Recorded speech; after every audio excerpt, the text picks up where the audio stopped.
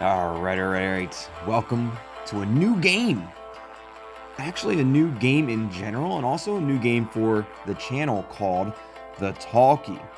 I found this on Google Play Store. It was actually a game that was suggested by one of you amazing subscribers. I don't know much about this game. Briefly skimming through the description of this game, it's kind of like a cross between a movie, an interactive novel, and a video game. It's also essentially a murder mystery type game, but an interactive type game. If we check chapters here, you can see that I haven't started, don't know anything about it, but we have a prologue, we have 6 days, and an epilogue. We'll be doing this in essentially just that. So obviously this first video that you guys are seeing right now is the prologue, and we'll see how good or bad this game might actually be. So let's go ahead and get right into it with the Talkie. Let's go ahead and start a new game. The Talkie is an audio-visual experience. Use headphones for a better experience. And here we have the prologue. Beautiful. The Talkie. I guess we're also going to be using like a walkie-talkie for some of this as well. And that's why it's called the Talkie. So prologue. We all have our time machines. Some take us back. They're called memories. Some take us forward. They're called dreams, by Jeremy Irons. I like that saying. I like that quote. That's a nice little quote. She waited in anguish as hours passed, her bruised leg no longer able to support the weight of her weakened body. Oh, is this who it is? Can we click on the picture and make it bigger? We can't zoom in either. But yeah, we have a little picture there. Not sure who that is, but the pain was coming in intervals now, and the recoiling like a retreating tide. The pull of a daunting moon was perhaps adding to the intensity of all of it. The ebb and flow of things, the way the shadows come with the curbing of light, peering through the darkness. She could barely make out the metallic door handle, shimmering ever so gently. And it represented what stood between her and freedom, the inside portion of a closet door, trepidation coming upon her. Definitely a visual novel. It definitely feels like a story. But again, this is the prologue, so maybe it's just kind of like giving us an insight as to what we should be expecting. They were all dead, her family having been decimated right before her eyes. In all probability, she could have gotten away, but wouldn't have gotten far, her strength running thin by the minute, like the trickle of blood doing likewise, seeping from her wounds. So much blood everywhere. Oh, the screen got a little dark, a little red there. Clutched.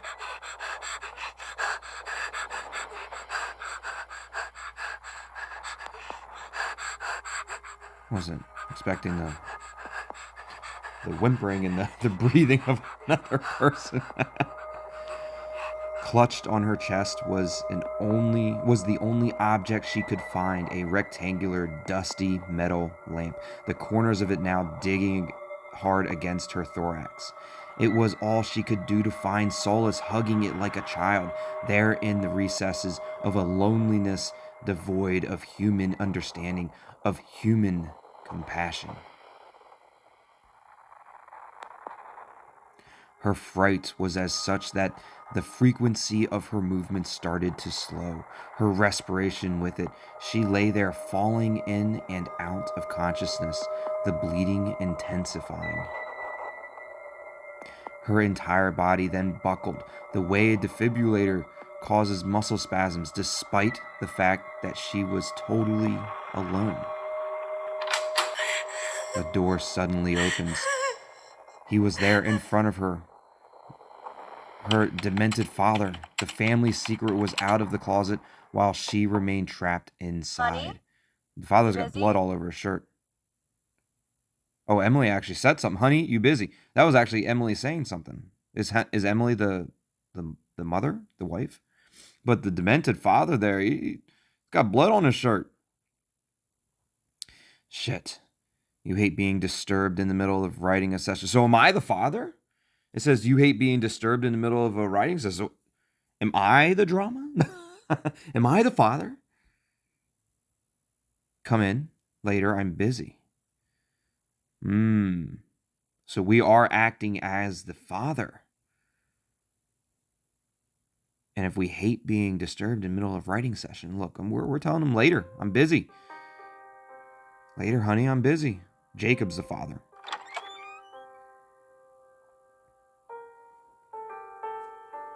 A few seconds later, Emily approaches and leans against the doorway, contentment brimming from her eyes. It seems to you as though her stomach is even bigger than it appeared this morning. She's preggers. Emily is preggers. Emily, please don't be upset with me. I know you have a lot on your mind right now, but it's your birthday, and I have a surprise for you. Oh, it's Jacob's birthday. A surprise. I love surprises. Emily then proceeds to jump on your lap, the scent of citrus accompanying her. She kisses you softly on the cheek. Emily sounds like a nice wife. Wow, you're getting heavy, my love. Maybe you should stop drinking all that beer. You're becoming obese. That's rude. She's probably pregnant. Emily raises an eyebrow, just daring you to continue, but she quickly interjects. I was thinking about a name for our baby this morning. How does Olivia grab you? Oh, how does Olivia grab you? For a boy? That's downright mean. For a girl. I know we agreed not to know the sex of the baby, but that doesn't prevent us from finding a name. Our sweetie pie is coming soon, real soon. 3 weeks max. She pensively caresses her stomach. Olivia is great. I prefer Chloe. Or Chloe, I guess. I guess that would be Chloe. Or Chloe. I don't know. Olivia's nice. I like Olivia. If it's a girl, I think Olivia is great. I like it a lot. But look, sweetheart, don't get me wrong. I don't want to ruin this moment, but I really need to get back to my manuscript. I need another 30 minutes. Then I can finally finish. Nothing doing. You'll finish it tomorrow. And besides, the doctor said you absolutely have to rest that hand of yours. Your tendinitis has been really bad these days, and you can't keep pushing yourself day and night. Pumpkin, I have to submit this blasted manuscript in little less than a month, and I'm really behind schedule. Another half hour, I promise. That's it. You'll finish it tomorrow. I'm taking you to Chez Dupont for your birthday tonight, and I want you totally rested. The place is so expensive, I'm not very hungry. Oh, so we can't just be like, okay, fine, we're going. Chez Dupont sounds delicious. It does sound expensive, though. Anything Chez. Chez anything. Chez Dupont. And then like Dupont, like rich person named Dupont. Chez Dupont sounds expensive. Honestly, that restaurant is so expensive. They charge a fortune over there. I can make the same thing for a quarter of the price at home. Emily delicately presses her lips against yours, putting an end to the matter. I don't recall having asked your permission, so no more arguing. Our reservations are for 7 p.m. sharp. And you look like a lumberjack. Remember, we need at least 30 minutes just to get there, and it's almost 5 now. So we have an hour and a half before we have to leave. She gingerly pushes herself up from your lap and heads for the doorway. A lumberjack? I'm comfortable the way I am. I'm guessing Emily is telling us that we need to shave. Our face. I think I actually look pretty decent as a lumberjack. Emily turns, smiling charitably. In retrospect, come to think of it, maybe I was a little harsh. To the forest industry and lumberjacks in general, I'll go ahead and run You're bad. So she was being harsh to the lumberjacks. She's saying that was rude for the lumberjacks to call us a lumberjack. From down the hallway. And shave that overgrown stubble on your face. Glancing down at your chest, you notice a ketchup stain on your favorite out-of-date plain white shirt. Oh, so it wasn't blood. It was just ketchup stain. Maybe a bath, after all, isn't such a bad idea. Probably not. But that's like an actual...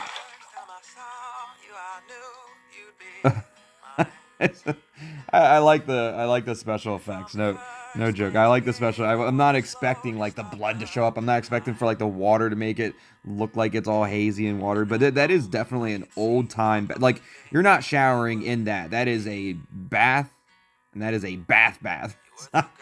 Definitely not a shower. The bath water feels great. Your sore wrists finally resting long enough for it to completely unwind, along with the rest of your body. Thinking back to when you first met Emily, you drift a little.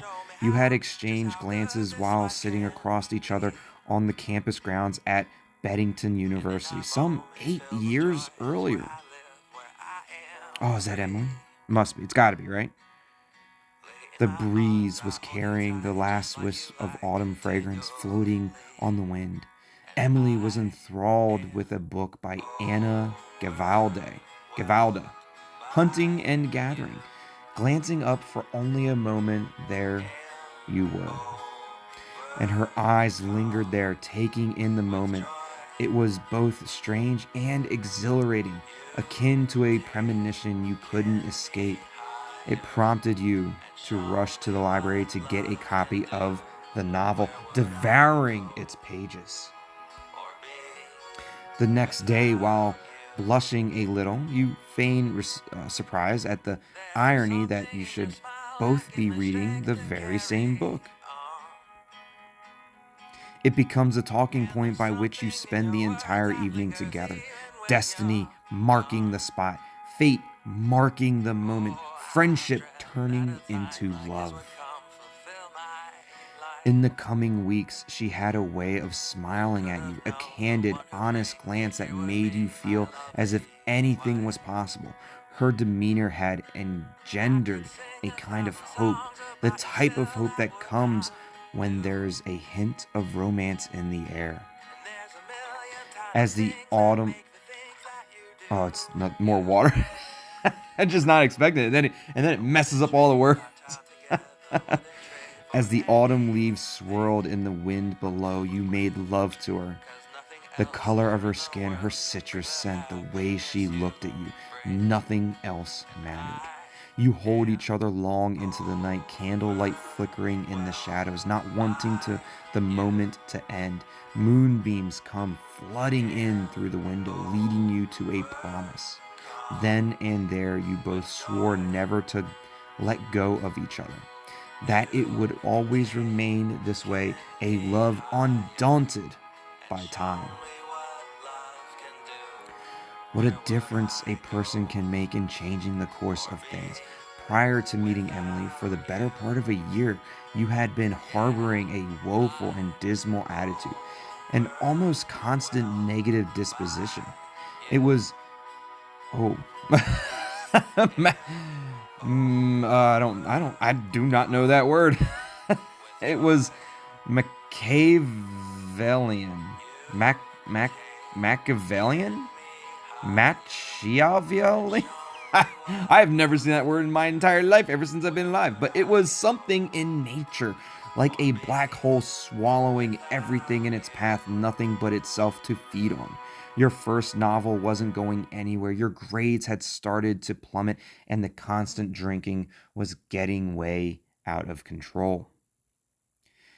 Emily had appeared in the midst of the blackest of nights, a brilliant comet lighting up the darkness. Despite the myriad of stars you had seen throughout your life, you never gave any of them a second thought. You had stopped believing in fables a long time ago. But as it happens, just perhaps, there was something out there, something far more than coincidental. In the years that followed in the years that followed you began changing with the times, season after season. You gradually finished your first novel and received a varsity letter with honorable mention. Jacob King, Behind the Door. Oh, they married. Wedding bells followed in the spring of 2015. The pact you had made on the fateful evening, never dreaming it could be like this, became a reality. You wed. It had taken a year, or it had taken a while, 4 years to be exact, in order for the good news to finally arrive. 4 years of falling hard from the mountain peaks to the valley below. Alas, a small plastic section emerges with the color blue on it, a blue more azure than anything you had ever seen, bluer than the deepest oceans. It confirms what your fleeting hopes could hardly believe. You're going to be a father. Oh, that's Emily. She's all preggers. You didn't think it was possible that you could feel this much love for a person you hadn't met yet. It allowed you to finally put an end to your dismal discontent. Cynicism, like liquid ink on an otherwise pristine blotter, often spreads like a dark facade over all existence, covering absolutely everything. It takes courage to break free. It isn't easy. Disenchantment is for those who seek without finding, for those who weary from their travels, who stop in the middle of nowhere. Doing so, they discover a bed of roses and then spend the rest of their lives, instead of enjoying the moment, complaining that life stinks. You're 30 years old today, and in a few more weeks, a daddy. The thought of it makes you smile. Hurry up, Jake. I don't want to be late. Oh, that's Emily. The water temperature having turned frigid, the steam having vanished, the abruptness catches you by surprise. You slowly open your eyes, coming back to your senses. A few more minutes. I'm coming. I'm sorry. I apologize. You dry yourself as fast as possible. Blow drying our hair. You're giving us a nice little updo. Emily is wearing a sumptuous red dress, the shape of it perfectly complementing her added disposition. Slim, black purse in her left hand and a little gift box, as red as her dress in the other. Gorgeous wife. How do I look? So, Jake, what do you think? It belonged to my mother. She wore it when she was pregnant with me.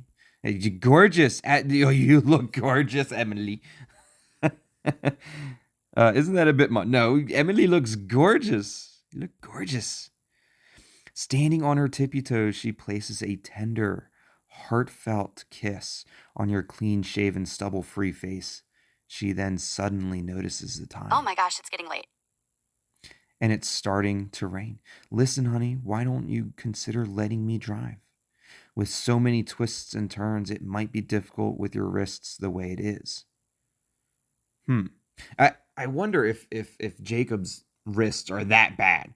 If that's the case, then maybe we should let the wife drive. I'm able to drive just fine. Don't worry. You can drive with you can't drive with your belly like that. So it doesn't matter. We are definitely driving. But look, my wrists, they're okay. I'm fine. I'm able to drive just fine. Don't worry. Never needed two hands to finesse a steering wheel before. Believe me, I can get us there no problem. In any case, I'll be driving you to the hospital in a couple days anyways, and I need the practice. I have a feeling this is going to go horribly wrong. It doesn't give us the option to not drive, and now that we know it's raining, we're in a hurry. I feel like something's going to go terribly wrong, and I'm already like in my head, I'm like, this is terrible. Like Emily, something's bad's going to happen to Emily and it's going to destroy Jacob. All right, my love, but please be careful. Don't forget we have an extra passenger on board. The weather slowly begins taking a turn for the worse, the mood as somber as the heavy fog blowing in, rolling in from the hillside. The black pavement had a sheath-like texture upon it, making it difficult to adhere to. Time standing still, maybe it was. It's not good. I know where this is going. It's not good. The sun's residue had left a fragmented, ruddy glow barely visible on the horizon. It was then, from the corner of your eye, when you noticed Emily smiling at you. She's just looking over at us. She's just loving everything about us. Why are you smiling at me like that? I'm just happy, Jake. No reason in particular. It's your birthday, and you know we'll be 3 pretty soon. She's just absolutely in love with me. And you know what? She may just have to be one of my future ex-wives. But she's our current wife. She's our current wife. So hopefully she doesn't turn into a future ex-wife. But she is completely in love with me. So maybe she can't be a future ex-wife. Future ex-wives are only for those who are not currently married to. But seeing as how we're currently married to Emily, it's just perfect.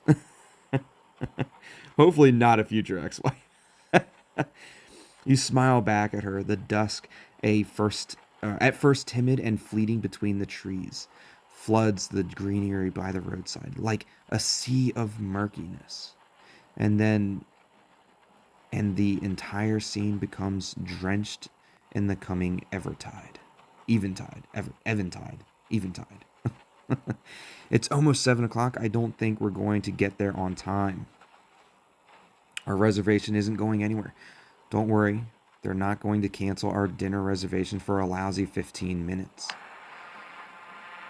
But at the bend of a particularly tight curve, you notice a pair of dim headlights advancing at high speed, zigzagging all over the road. The dense fog muddles your ability to judge the distance with any degree of accuracy, and the automobile you thought was far away suddenly emerges out of nowhere. My God, I can't believe it. He's in the wrong lane. Everything is happening so fast. Paradoxically, time slows to a standstill. You turn towards Emily, her face etched in terrified silence, an imprint a million novels could never describe. Oh my God, no. Oh no, steer right. That was a timed event. No!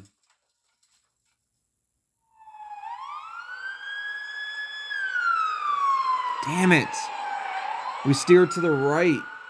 If we steered to the right, then Jacob, should have been taking the hit, right? Like it would have hit more on our side rather than Emily's side. That's why I steered to the right. Few memories remain of that terrible day. The brute force of the impact had been so intense that it obliterated everything. Yet a few of the shadows linger on.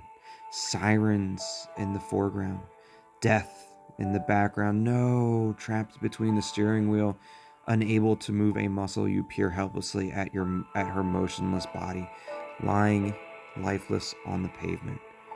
No way. No, not Emily. I wonder if we would have steered left, if the same thing would have happened. Emily's body lies there, staring into nothingness. That's so sad. You remember the wailing and the screaming, that of your own. Then perhaps worse, a penetrating silence deep from the abyss, from the emptiness within. It was on that day, on this obscure country road, that Emily's life had been taken from her. She and the baby were together now. It's so sad. Why did this game start off so incredibly sad? Oh, it's terrible. Olivia will never be, not in this world. Night became morning, the minutes hours, the hours days. An orderly opens the window. You fall back asleep. Where did the time go? You discharged from the hospital a week later. Cerebral trauma, a double fracture, multiple lesions. Before leaving the hospital, you were given a small plastic bag containing Emily's personal effects, her blood-stained dress, a few pieces of jewelry, a black purse, and a neatly wrapped, perfectly intact red present. It's so sad. Open the gift, discard the gift. Well, we're not discarding a gift from Emily. I mean, personally, I don't know if I would I don't know if I could open it. I'd probably just keep it with me forever, but there's no way I'm discarding it. So I guess we're definitely going to open it. Contained within the birthday box is a single photograph, the image of an ultrasound. A lone inscription is penned at the bottom of it. Olivia. So it was a girl. It was her gift to you, a broken promise, the best birthday gift ever. She has her nose.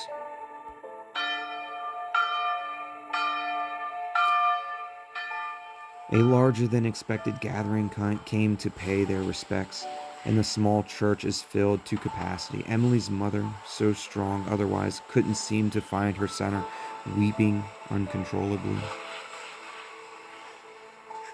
She occasionally glances towards you as though needing someone to blame, her eyes hardened with anger, flowing with tears.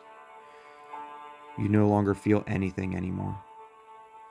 A few days later, the police report comes that the driver of the car, a bastard by the name of Billy White, had been intoxicated at the time. There's that bastard Billy White. The 48-year-old, a repeat offender, had a history of being incarcerated. The local newspaper went on to say that after being told what had happened, he showed little remorse. He'll probably just get a few years behind bars. No, there's no way. There's no way I would allow that to happen. There's no way. I'm not going to say exactly what I would do. But I'm not going to let him just be like, not showing remorse, just get slap on the wrist. No. A few years of prison for taking the entire life of Emily and your child. It's so unfair. Exactly.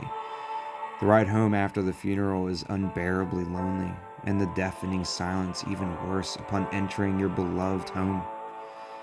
The house is so empty without her, and for the briefest of moments, as though it had all been a dream, you stand in anticipation of Emily walking through the front door, running straight into your arms, dropping everything.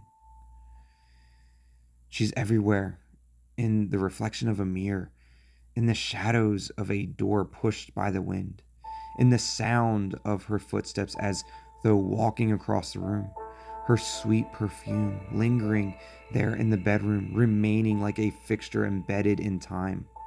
Before long, the day coming to a close, your thoughts return to a place of bereft. The entire night, sitting in your armchair, the sorrow turning to anger, you fix your gaze upon the smoldering ashes. Oh no, don't do that, Jacob. And like a medieval blacksmith pounding away at your soul, the bitterness grows into hatred, and hatred into madness. You stare at it intensely, the Colt revolver your father left you. An ardent desire for revenge, burning a hole in your insides, devours your soul. You can't stand it anymore. You decide that you have to move anything to lessen the torment of what you're experiencing.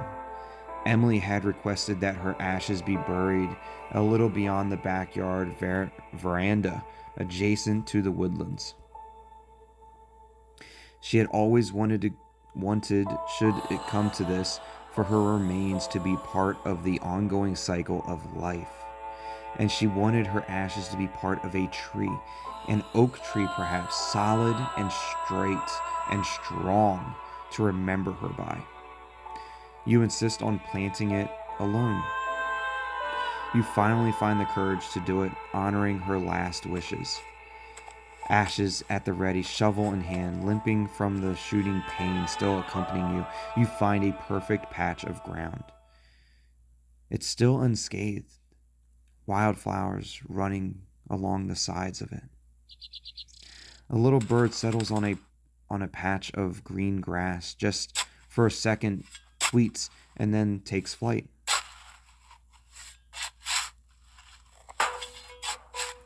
The first blow of the shovel hits what sounds more like a chunk of metal than any kind of rudimentary topsoil.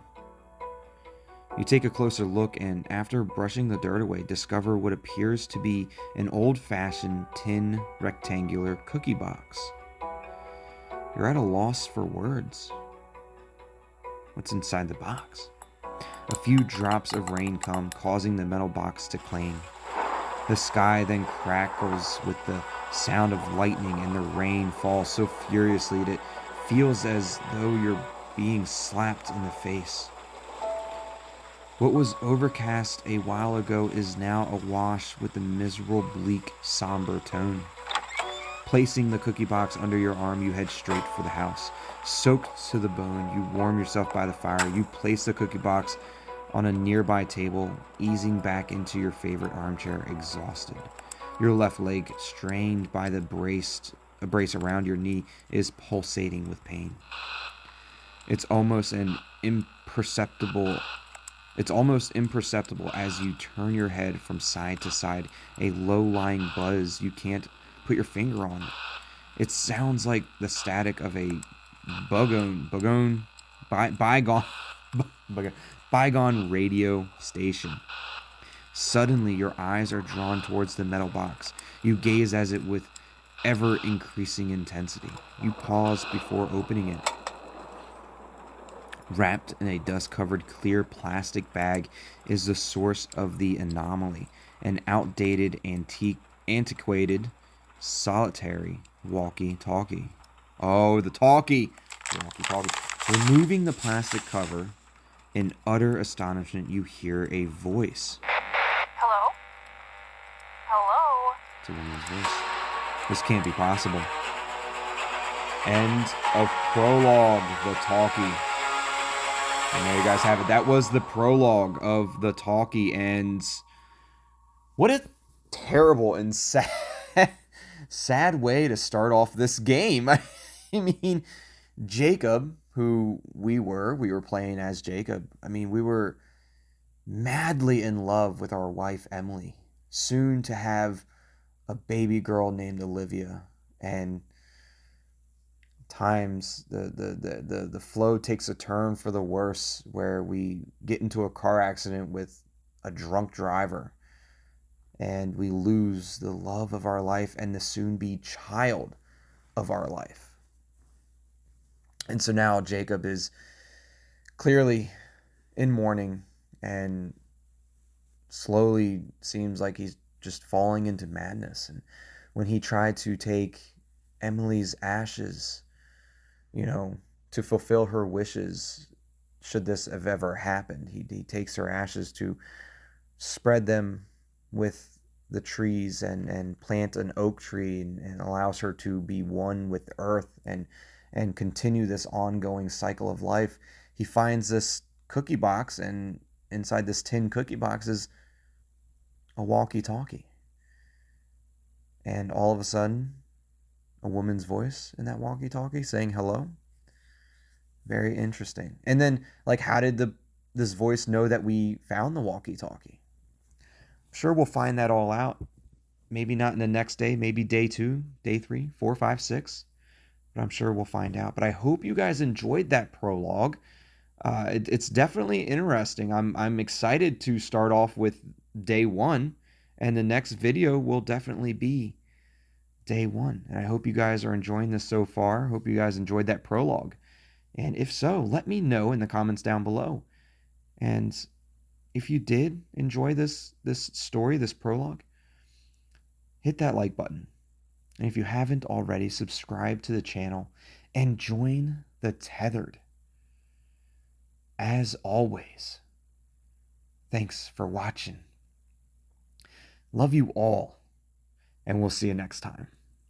Goodbye.